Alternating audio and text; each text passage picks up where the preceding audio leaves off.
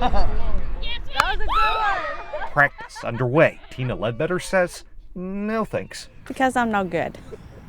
She doesn't care so much for softball, but she cares a lot for this team. Here.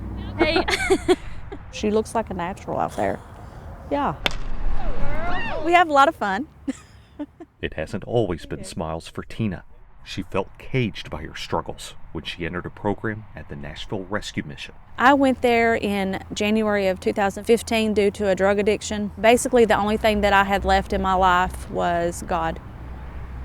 Believing a life can be changed. Tina's now the house manager for these women and the Next Step for Life transitional housing program in Cookeville. Some of the ladies are coming out of drug addiction, some are from abusive relationships, some depression, anxiety. Through playing in a sports league, Tina helps the women bond as a team. And Tina learned how much of a family they are in the early hours of one morning. Oh my gosh! Here comes that storm right into Cookeville.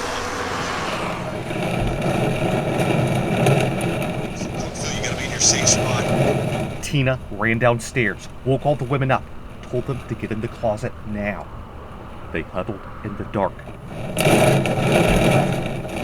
They remember back to what happened in those minutes in the light of day. By the time we all got in the closet, we could hear the roof just being ripped off. Only in there for maybe 5 or 10 seconds and glass started shattering. One of the loudest noises I've ever heard. You can't mimic a sound like that. We were praying. I was terrified most of the time. Just, God, please take care of us.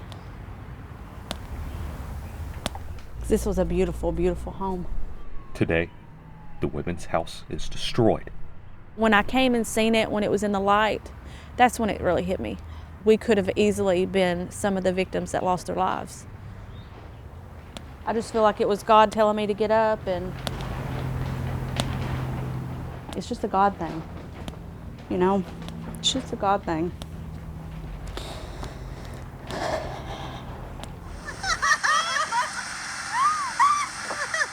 Though there's little left of the house that stood around them, what hasn't been destroyed, deep, important friendships. Oh, I love them very, very much. I say they're my girls, and sometimes, you know, when you're coming out of addiction, you don't feel like you're worth anything or that you're not pretty. I tell them all the time, you're my babies, and I don't have any ugly babies. So I love them. I'm just so glad that, you know, she cared enough to be there for us. Words can't express the gratitude I have for her. Tina says she's learned, whether it's facing an addiction or rebuilding a whole community from destruction. You take it one step, then another. And there's no doubt it's so much easier when you take it on with a team.